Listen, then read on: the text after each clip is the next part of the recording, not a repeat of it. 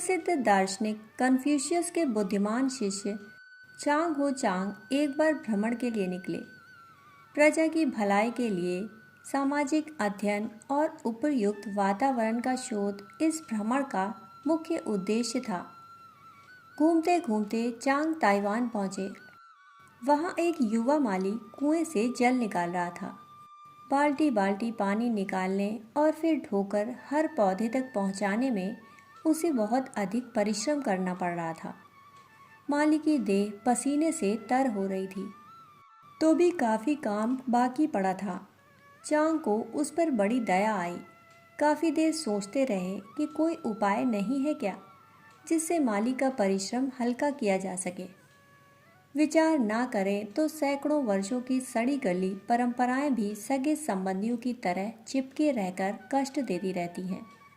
पर विचार करें तो उसकी एक छोटी सी लहर भी उन्नति का मार्ग प्रशस्त कर सकती है।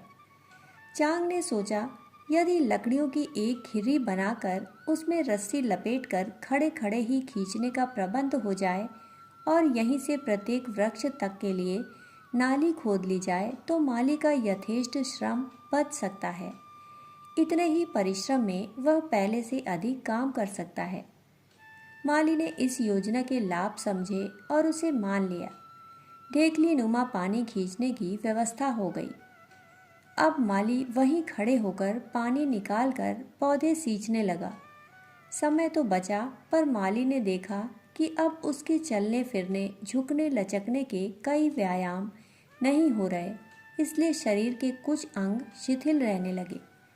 तो भी उसे इस बात का संतोष था कि पहले से कुछ अधिक काम हो जाने से शरीर का हर अंग कुछ न कुछ तो क्रियाशील हो ही जाता है। इसलिए स्वास्थ्य में गिरावट की कोई विशेष चिंता नहीं हुई। चांग आगे बढ़ गए। बहुत दिनों तक घूमने के बाद वे फिर उसी रास्ते पर वापस लौटे तो उनके मस्तिष्क में एक और बात याद आई कि यदि कुएं में भाप से चलने वाली मशीन डाल दी जाए तो परिश्रम भी बिल्कुल कम हो जाएगा और वृक्षों को जल भी खूब मिलने लगेगा। माली ने यह प्रस्ताव भी स्वीकार कर लिया। भाप का इंजन लग गया। माली को चैन हो गया। काफ़ी दिन बीतने के बाद एक दिन चांग की इच्छा उस बाग को देखने की हुई। उन्होंने सोचा कि बगीचा अब लहलहा रहा होगा, पर वहां आकर देखा तो वे स्तब्ध रह गए। बगीचा तो सूख चुका था। पूछने पर पता चला कि माली बीमार रहता है, इसलिए कभी कभी ही पौधों को पानी मिल पाता है। इसी से पेड़ पौधे मुरझा रहे हैं। चांग माली को देखने उसके घर गए। सचमुच माली बीमार था। उसके हाथ सूख गए थे, टांगें कमज़ोर हो गई थीं, पेट में 2 रोटी से ज़्यादा नहीं पचा सकता था। माली का मुंह पीला पड़ गया था। चांग ने पूछा, कहो भाई, क्या अभी भी अधिक परिश्रम करना पड़ता है क्या? तो कोई और तरकीब सोचे।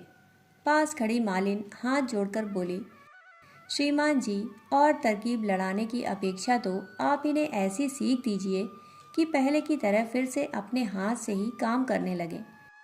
ढेकली का आराम ही इनकी बीमारी का कारण है।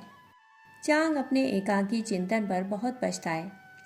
उन्होंने सोचा कि यदि मनुष्य यांत्रिक और बिना परिश्रम के जीवन के आकर्षण में ना पड़ता तो वह क्यों तो अस्वस्थ होता और क्यों रोगी बनता।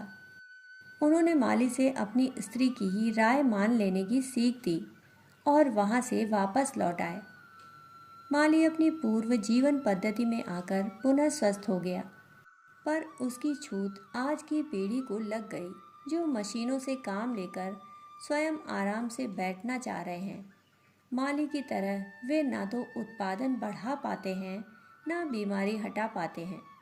केवल मशीनें बढ़ रही हैं और मनुष्य उनमें निरंतर दबता पिसता चला जा रहा है। बिना परिश्रम के जीवन मूल्यहीन और नकारा हो जाता है। दोस्तों, कहानी सुनने के लिए आप सभी का बहुत बहुत आभार।